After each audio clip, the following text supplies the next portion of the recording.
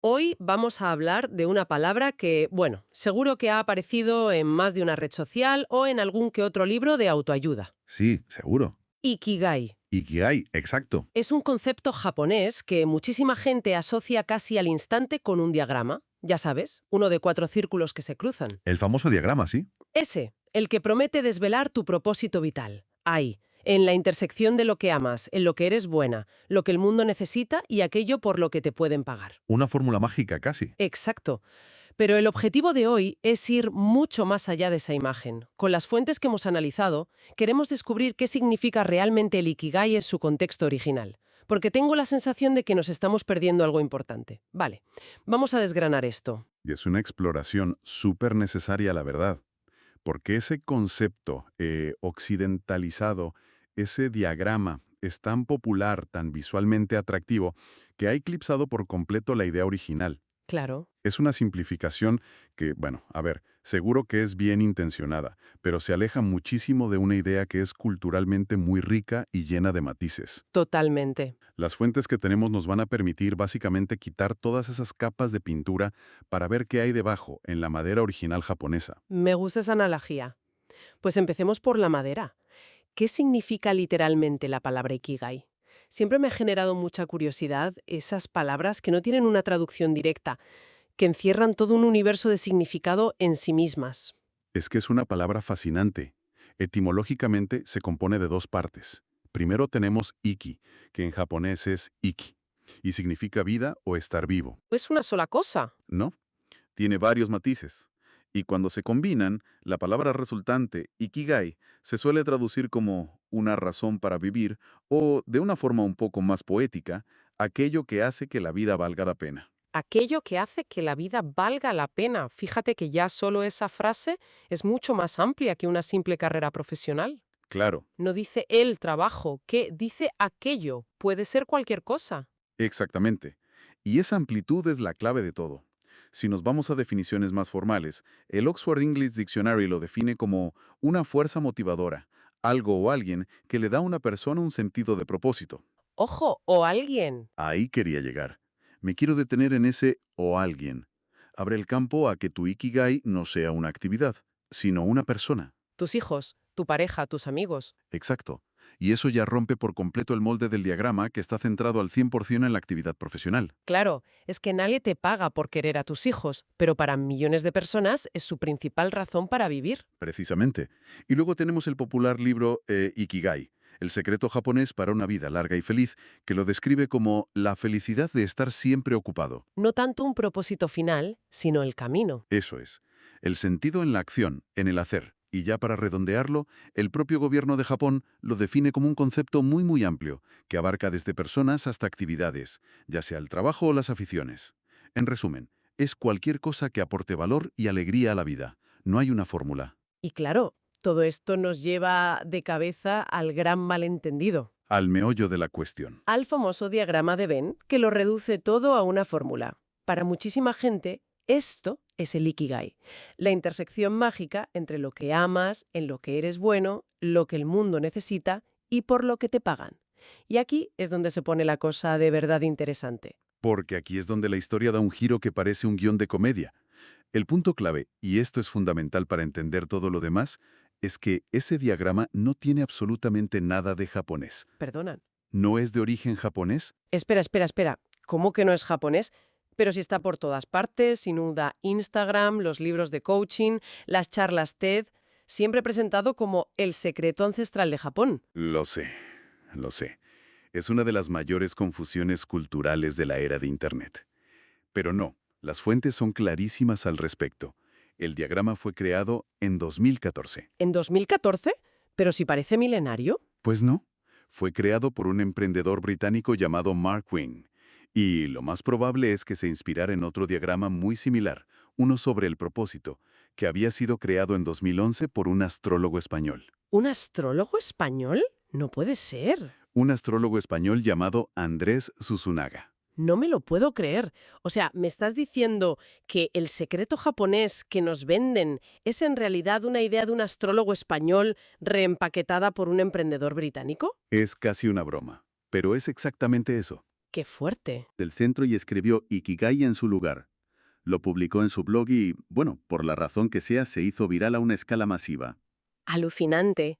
Y ahora millones de personas creen que ese es un esquema milenario japonés, cuando en realidad es un copia y pega de hace apenas una década. Es increíble. Pero más allá de la anécdota, que es buenísima, esto tiene implicaciones muy serias. Totalmente. Porque al meter el círculo de por lo que te pueden pagar en la ecuación, se pervierte la idea original. Te está diciendo que si tu pasión es, no sé, la poesía, la astronomía amateur o cuidar de tus sobrinos, pero no ganas dinero con ello, entonces no es un propósito completo. No es Ikigai de verdad, según el diagrama. Exacto. Es una visión muy capitalista de la vida, ¿no? Totalmente. Y esa es la principal crítica que ha recibido el diagrama. Se le ha descrito como un ideal poco realista y también como pegadizo pero engañoso. Fusiona la fuerza, el propósito vital, con la necesidad de ser recompensado económicamente. Claro, te impone esa condición. Te impone la condición de que tu razón para vivir tiene que ser rentable. Y eso, desde la perspectiva japonesa original, es una limitación enorme y en muchos casos una fuente de frustración. Entendido. Vale, entonces, si tiramos ese diagrama a la basura, que parece que es lo que debemos hacer, Ujú. ¿qué nos queda? ¿Qué es el Ikigai desde la perspectiva japonesa si no es eso? Se trata más bien de un sentimiento. Es una sensación de realización, de plenitud, que surge cuando una persona persigue sus pasiones. Un sentimiento, no un objetivo. Exacto. Y una característica fundamental es que las actividades que generan Ikigai no son impuestas desde fuera. Se perciben como algo espontáneo y voluntario, algo que nace del yo interior de cada persona. No es algo que buscas en una lista o que un coach te dice que deberías hacer. Es algo que sientes. Suena mucho más personal y, sobre todo, menos prescriptivo. No hay una meta final que alcanzar en el centro de 4 círculos. Muchísimo más. De hecho, para entender su complejidad, hay una clasificación muy reveladora de un psicólogo japonés, Katsuya Inoue, que divide el Ikigai en 3 tipos. 3 tipos. A ver. El primero es el que podríamos llamar Ikigai social. Vale, este me lo imagino. Sería el que encaja con esa idea de lo que el mundo necesita. Correcto. Es el Ikigai aceptado y valorado por la sociedad. El voluntariado, participar en actividades comunitarias, cuidar de la familia, enseñar a otros, actividades que benefician al grupo. Entendido. Luego, Inoue habla del Ikigai no social. Este no está directamente relacionado con la sociedad, sino contigo mismo. ¿Por ejemplo? Pues aquí entrarían cosas como la fe o las creencias espirituales, o la autodisciplina por el simple placer de superarse, Ah, vale. como entrenar para correr una maratón sin ninguna intención de competir, solo por el reto personal. Es algo que haces por y para ti, y no necesita la validación de nadie. Ya. Y finalmente, y este es el más sorprendente de todos, Inoue describe el Ikigai antisocial. ¿Antisocial? ¿Cómo puede una razón para vivir ser antisocial? Eso me rompe todos los esquemas, una contradicción. Suena chocante, ¿verdad? Pero es la motivación que surge de emociones que consideraríamos oscuras o negativas. ¿Negativas? ¿Cómo cuáles? Por ejemplo, el deseo de odiar a alguien o a algo con todas tus fuerzas. O el anhelo de venganza. No me digas. Sí, sí. Si para una persona el motor que le hace levantarse cada día y seguir luchando es el deseo de ver caer a un enemigo, o de demostrar que alguien se equivocaba con él, o de vengarse por una injusticia, según esta perspectiva, eso también es una forma de Ikigai. Es alucinante. Lo fascinante de esto es que rompe por completo con la idea edulcorada y positiva que tenemos en Occidente. Totalmente. Demuestra que el Ikigai no es necesariamente algo altruista, bonito o socialmente aceptable. Es, simplemente, una poderosa razón para seguir adelante. Venga de donde venga. Exactamente. Es una fuerza vital en su estado más puro, sin juicio moral. Es el porqué de tu existencia, aunque ese porqué sea oscuro. Claro, esto nos enseña que el Ikigai es una herramienta descriptiva, no prescriptiva. Justo. Describe lo que te mueve, no lo que debería moverte. Y supongo que tener una fuerza vital así de potente, ya sea positiva o esta antisocial, debe tener un impacto real en la salud. Se habla mucho de la longevidad en Okinawa, una de las zonas azules del mundo. ¿Está esto conectado de verdad? Sí, esta conexión la popularizó mucho el reportero de National Geographic Dan Buettner. Él fue quien sugirió que el Ikigai podría ser una de las claves para entender por qué la gente en Okinawa vive tanto y tan bien. ¿Y qué observó él allí? Pues una de las cosas que vio es que los okinawenses tienen menos deseo de jubilarse en el sentido occidental de parar por completo. No hay una ruptura radical. Exacto. Muchos continúan haciendo su trabajo favorito o sus actividades principales mientras la salud se lo permite, porque esas actividades son su ikigai, mantienen ese estar siempre ocupado del que hablábamos antes. Esa actividad constante que da sentido. Eso es. Y Buettner también introduce otro concepto clave en Okinawa que está íntimamente relacionado, el moai. Moai, me suena. Un moai es un grupo de amigos muy unido, de apoyo mutuo, que se forma en la infancia y se mantiene durante toda la vida. No es solo un grupo de amigos, por lo que he leído. Es algo mucho más profundo. Mucho más. Imagina un grupo de 5 a 10 personas que son tu red de seguridad social, emocional y hasta financiera. Financiera también. Sí. Se reúnen regularmente, cotizan a un fondo común para ayudarse si alguien tiene problemas económicos, se cuidan si alguien enferma, celebran juntos los éxitos. Es una familia elegida con un compromiso casi contractual. ¡Qué maravilla! Para muchos okinawenses, cuidar de su moai y ser cuidado por él es una parte central de su ikigai. Es que eso te da una razón potentísima para levantarte por la mañana, saber que cuentas con ellos y que ellos cuentan contigo. Y la ciencia ha podido medir esto. Hay datos que respalden la conexión entre tener un ikigai y vivir más o mejor. Sí, los hay. Las fuentes mencionan varios estudios. Uno muy importante, publicado en la revista Psychosomatic Medicine, siguió a miles de personas en Japón durante años. ¿Y la conclusión? La conclusión fue que las personas que no sentían tener un ikigai tenían una mortalidad significativamente más alta, sobre todo por enfermedades cardiovasculares. O sea que la falta de un propósito vital parece tener un impacto físico real en la salud del corazón. Es un dato muy potente. Lo es, lo es. Curiosamente, ese mismo estudio no encontró una correlación clara con el desarrollo de tumores malignos. La conexión parece ser más específica con el sistema cardiovascular.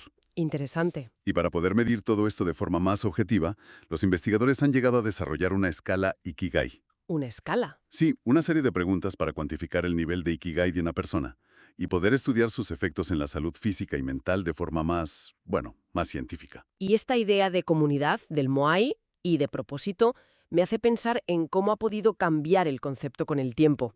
La idea de Ikigai de un abuelo en Okinawa es la misma que la de su nieto, que ahora vive en el bullicio de Tokio. Es una pregunta excelente y la respuesta corta es que no es la misma en absoluto. Me lo imaginaba. Las fuentes citan a la antropóloga Chikako Osawa de Silva, que ha estudiado precisamente esta evolución. Ella contrasta dos visiones muy diferentes. Para las generaciones mayores, las que vivieron la reconstrucción de Japón tras la Segunda Guerra Mundial, el Ikigai consistía en encajar en el molde estándar de la empresa y la familia. Un Ikigai más basado en el deber, en el colectivo. Correcto. Estaba forjado en la cultura del sacrificio por la empresa, que a cambio ofrecía un empleo de por vida. El propósito se encontraba en cumplir con el rol asignado por la sociedad, en subordinar los deseos propios a los del grupo. Ya. En cambio, para las generaciones más jóvenes, que han crecido en un Japón muy distinto, el Ikigai está mucho más relacionado con sueños sobre lo que podrían llegar a ser en el futuro. ¿Y por qué se cambia tan radical? Por el cambio del propio país. Las generaciones jóvenes han visto cómo el modelo de empleo para toda la vida se desmoronaba con las crisis económicas. Han crecido en un mundo más globalizado, con más influencias que celebran el individualismo. Claro. Ya no confían en que la empresa les dé un propósito. Así que lo buscan en ellos mismos. Es un camino mucho más, individualista, centrado en la autorrealización personal. Aunque eso signifique no encajar en el molde tradicional. Justo. Es el reflejo de una transformación social gigantesca. ¿Y en cuanto a su historia? ¿Cuándo se empezó a hablar de este concepto de forma más académica? Porque aunque sea una idea cultural antigua, alguien tuvo que ponerle nombre y analizarla. El concepto es antiguo, sí, pero su popularización en el discurso moderno se le atribuye principalmente a una mujer, la psiquiatra Mieko Kamiya. Ah, sí. Sí. En 1966 publicó un libro que se considera la piedra angular de todo esto. Se titulaba Ikigai Nitsuite, que se traduce como sobre el significado de la vida. Fue ella quien realmente lo introdujo en el debate público y académico, sentando las bases para casi todo lo que se ha escrito después. Bien, hemos cubierto mucho terreno. Hemos desmontado el famoso diagrama, hemos visto que el Ikigai es un concepto japonés mucho más personal, sutil y profundo, Mucho más. que no tiene por qué ser algo grandioso, ni estar ligado al trabajo o al dinero. Y hemos descubierto cosas realmente sorprendentes, como su origen occidentalizado y la existencia de un Ikigai antisocial. Entonces, ¿qué significa todo esto? Significa, creo yo, que la búsqueda de propósito puede ser mucho menos estresante y grandilocuente de lo que nos han hecho creer. El verdadero Ikigai, el japonés, puede encontrarse en las pequeñas cosas. En el día a día. Pero en el trabajo, por supuesto que sí, pero no tiene por qué estarlo, y desde luego no exclusivamente. Es más una suma de cosas. Es la suma de todo aquello que da sentido y alegría a la vida cotidiana. No es una única meta que hay que alcanzar, sino un tejido de momentos, relaciones y actividades. Un enfoque mucho más amable, mucho más realista y sobre todo más accesible para cualquiera. Totalmente. Y eso me lleva a un último pensamiento para quien nos escucha. A ver, Sabiendo que el Ikigai no tiene por qué ser una única gran pasión que se deba monetizar, sino que puede ser una colección de pequeñas actividades y relaciones que dan sentido al día a día, ¿cómo podría cambiar la forma en que una persona busca su propia razón de ser, lejos de la presión de encontrar un único y perfecto propósito vital?